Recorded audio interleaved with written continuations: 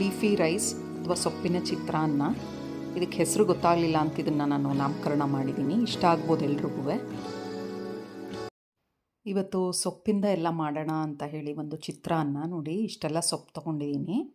ಇದು ವಿಳೆದೆಲೆ ಮನೆಯಲ್ಲೇ ಬಿಟ್ಟಿತ್ತು, ಅಥವಾ ನೀವು ಹಬ್ಬಕ್ಕೆಲ್ಲ ತಂದಾಗ ಏನು ಉಳಿಯುತ್ತಲ್ಲ ವಿಳೆದೆಲೆ, ಅದನ್ನೇ ಇಟ್ಕೋಬೋದು. ಯಾರು ಇವಾಗ ಹಾಕ್ಕೊಳ್ಳಲ್ಲ. ಸೊ ದೊಡ್ಡ ಪತ್ರೆ ತೊಗೊಂಡಿದ್ದೀನಿ.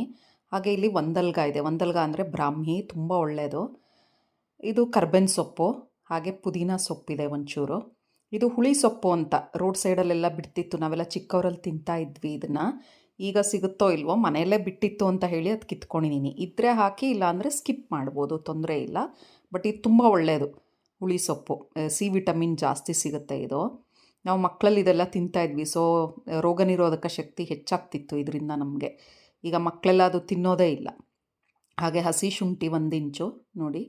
ಹಾಗೆ ಹಸಿಮೆಣಸಿನ್ಕಾಯಿ ಒಂದು 4ರಿಂದ 5. ಇದು ಖಾರ ಇಲ್ಲ ಮೆಣಸಿನ್ಕಾಯಿ, ಅದಕ್ಕೆ ಇಷ್ಟು ಹಾಕ್ತಾಯಿದ್ದೀನಿ. ಖಾರ ಇದ್ದರೆ ಕಮ್ಮಿ ಮಾಡ್ಕೊಳ್ಳಿ. ಹಾಗೆ ಇದು ಕೊತ್ತಂಬರಿ ಸೊಪ್ಪು.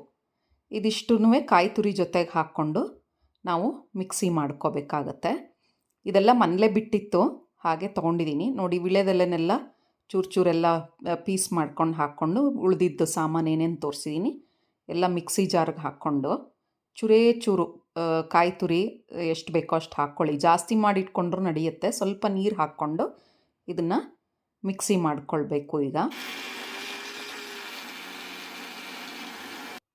ನೋಡಿ, ಈಗ ನುಣ್ಣಗೆ ಈ ಥರ ಮಿಕ್ಸಿ ಆಗಿದೆ. ಈಗ ಬಾಣಲೆಗೆ ಒಂಚೂರು ಎಣ್ಣೆ ಹಾಕ್ಕೊಂಡು, ಸಾಸಿವೆ ಅದು ಚಟಪಟ ಅಂದಮೇಲೆ ಒಂಚೂರು ಕಡಲೆಬೇಳೆ, ಹಾಗೆ ಈಗ ಉದ್ದಿನಬೇಳೆ ಹಾಕ್ಕೊಳ್ಳೋಣ.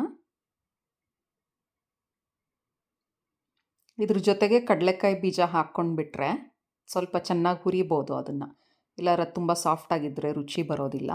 ಇಲ್ಲ, ಕಡಲೆಕಾಯಿ ಬೀಜ ನೀವು ಈ ಚಟ್ನಿನ ಎಲ್ಲ ಕರೆದಾದ್ಮೇಲೆಲ್ಲ ಹುರ್ಕೊಂಡಾದ್ಮೇಲೂ ಹಾಕ್ಕೋಬೋದು. ಲಾಸ್ಟಲ್ಲಿ ಬೇರೆ ಒಗ್ಗರಣೆ ಕೊಟ್ಕೋಬೋದು, ಆವಾಗ ಗರಿ ಗರಿ ಇರುತ್ತೆ.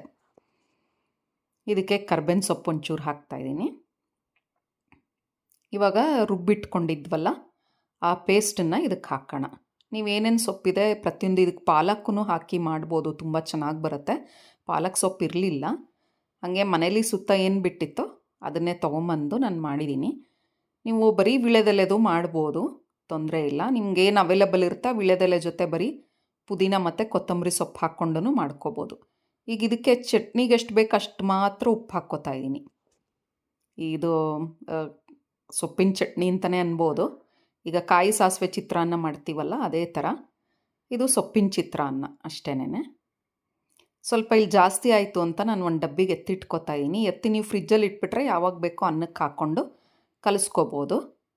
ಈಗ ನೋಡಿ, ಅನ್ನ ರೆಡಿ ಇದೆ. ಸ್ವಲ್ಪ ಉದುರಾಗಿರಲಿ ಅನ್ನ, ಉದುರಾಗಿದ್ದರೆ ತುಂಬ ಚೆನ್ನಾಗಿ ಬರುತ್ತೆ.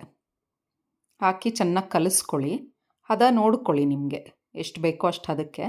ಸ್ವಲ್ಪ ಖಾರ ಬೇಕು ಅನ್ನೋರು ಒಳ್ಳೆ ಖಾರದ ಮೆಣಸಿನ್ಕಾಯಿ ಹಾಕ್ಕೋಬೋದು. ಉಪ್ಪು ಸಾಲದಾಗಿತ್ತು, ಅದಕ್ಕೆ ಇನ್ನೊಂಚೂರು ಉಪ್ಪು ಹಾಕ್ಕೋತಾ ಇದ್ದೀನಿ ನಾನು. ನೀವು ರುಚಿ ನೋಡಿಕೊಂಡು ನೋಡಿಬಿಟ್ಟು ಆಮೇಲೆ ಉಪ್ಪು ಬೇಕು ಅಂದರೆ ಹಾಕ್ಕೊಳ್ಳಿ. ಹಾಕ್ಕೊಂಡು ನೀಟಾಗಿ ಮಿಕ್ಸ್ ಮಾಡ್ಕೊಳ್ಳಿ. ನೋಡಿ, ರೆಡಿ ಇದೆ ನಮ್ಮ ಸೊಪ್ಪಿನ ಚಿತ್ರಾನ್ನ. ಈಗ ಮಕ್ಕಳೆಲ್ಲ ಸೊಪ್ಪುಗಳೆಲ್ಲ ತಿನ್ನಲ್ಲ, ಹಾಗೆ ವಿಳೆದೆಲೆ ಹಬ್ಬಕ್ಕೆ ತರ್ತೀವಿ, ವೇಸ್ಟ್ ಆಗಿಬಿಡುತ್ತೆ. ಅದ್ರ ಬದಲು ಈ ಥರ ಮಾಡ್ಕೊಂಡು ತಿಂದರೆ ತುಂಬ ರುಚಿಯಾಗಿತ್ತು. ಮನೇಲಿ ಎಲ್ಲರೂ ಇಷ್ಟಪಟ್ಟರು, ಎಂಜಾಯ್ ಮಾಡ್ಕೊಂಡು ತಿಂದ್ವಿ. ನೀವು ಇದನ್ನು ಒಮ್ಮೆ ಟ್ರೈ ಮಾಡಿ ನೋಡಿ. ಸೂಪರ್ ಟೇಸ್ಟಿ ಚಿತ್ರಾನ್ನ ರೆಡಿ.